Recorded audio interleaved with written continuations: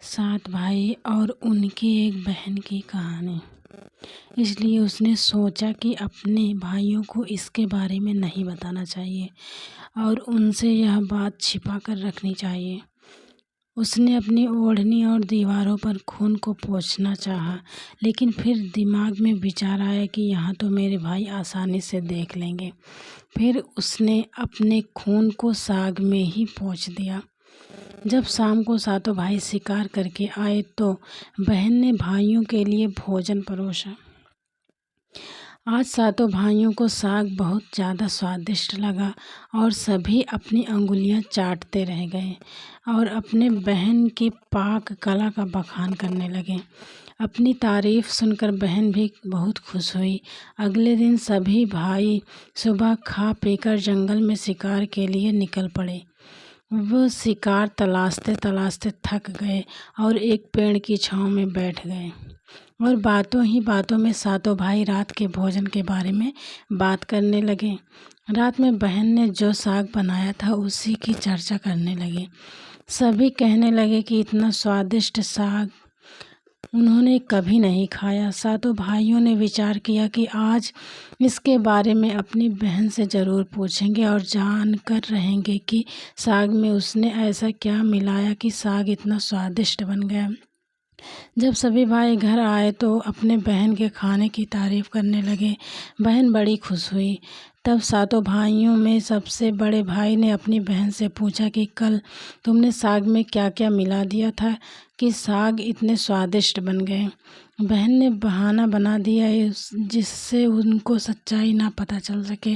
तब बड़े भाई ने बहन को अपनी सौगंध देते हुए कहने लगा कि बहन मुझे सच सच बताओ। तब बहन ने सब कुछ सच सच बता दिया। कहने लगी कि साग में मैंने अपना थोड़ा सा खून मिला दिया था क्योंकि चाकू से मेरी उंगली कट गई थी। उसके बाद सभी सातों भाई भोजन करके सोने के लिए चले गए। तभी सातों भाइयों में सबसे बड़े भाई ने कहा कि खून की चंद बूंदें मिलाने से साग इतना स्वादिष्ट बन गया तो बहन का मांस इतना स्वादिष्ट होगा। सभी भाइयों ने अपने बड़े भाई की हाँ में हाँ मिलाई और अगले दिन भोजन करके सभी भाई शिकार के लिए निकल पड़े।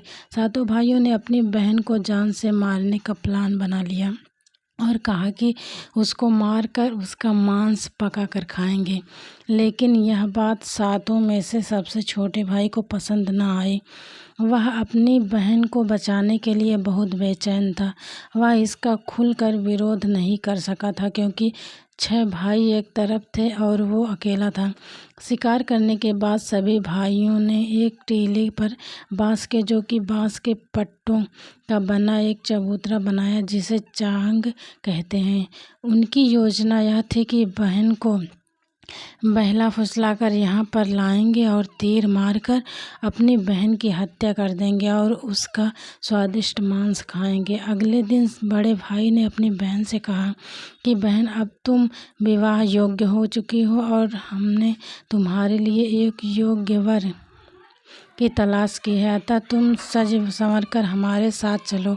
बहन अपने भाई की बात सुनकर बड़ी खुश हुई और तैयार हो गई।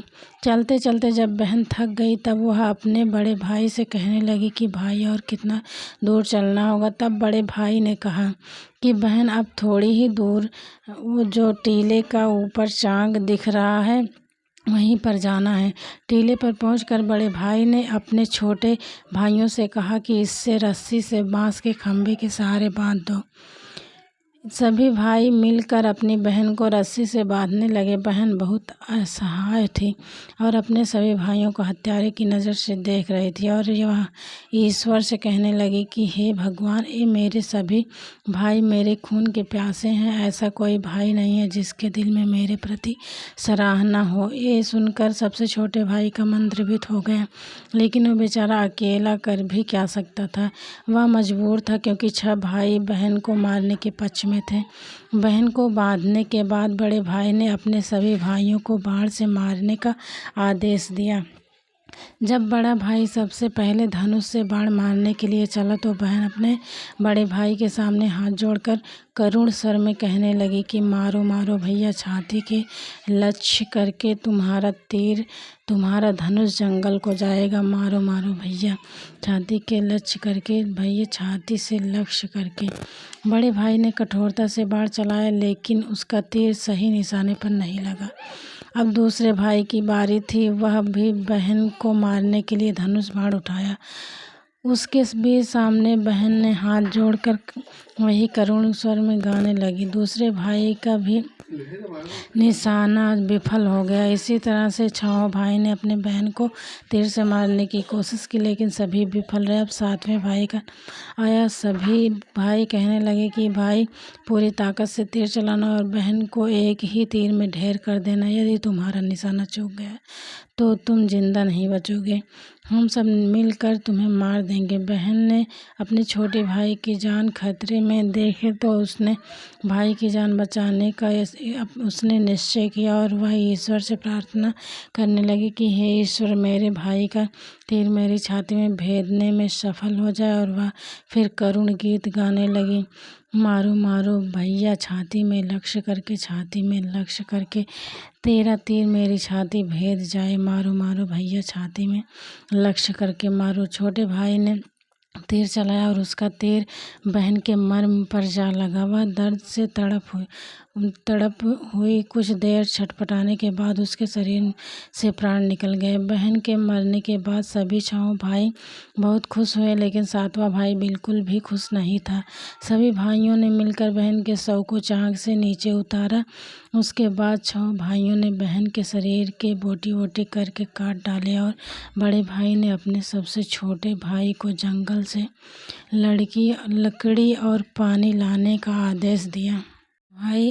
छोटा भाई लकड़ी को पानी के साथ साथ कुछ मछली और केकड़ा भी लेकर आया था। वह अंदर ही अंदर बड़ा दुखी था।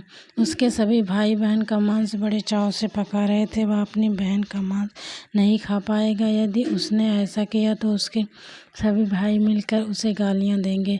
उसने मांस पकाते समय चुपके से केकड़े और का मांस आग में डाल दिया और अपने खाने का जुगाड़ कर लिया। चावल और मांस तैयार हो गया था। जमीन पर केले के पत्ते बिछाकर उसमें सबके लिए खाना परोसा गया। छोटे भाई ने बैठने से पहले अपने स्थान पर एक छोटा सा गड्ढा खोद लिया था।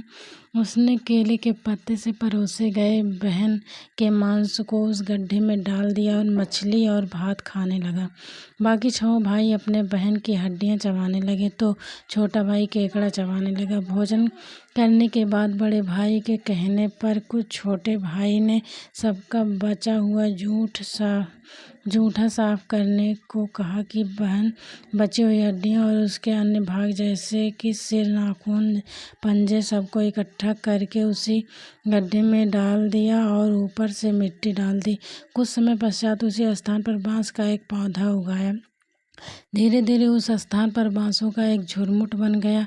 एक बार उसी स्थान पर एक संत आए और उसी बांस के झुरमुट तले छुपकर मल त्याग करने लगे। उसी समय आकाशवाणी हुई कि संत दुर्गंध आ रही है, संत दुर्गंध आ रही है। बार बार यही आकाशवाणी हो रही थी तो संत ने झटपट उस स्थान को साफ कर दिया और उन्होंने झुरमुट से एक बांस काट दिया और उसकी बांसुरी बना लिया और उस बांसुरी को बजाकर लोगों के घर भिक्षा मांगने जाया करते थे और बदले में कुछ सारा उपदेश देते थे। एक दिन की बात है, संत उसी गांव में उसी बड़े भाई के द्वार पर चला गया। तब छहों भाई का विवाह हो चुका था और सातवें भाई का विवाह अभी नहीं हुआ था और वो अकेला और अलग रहता था।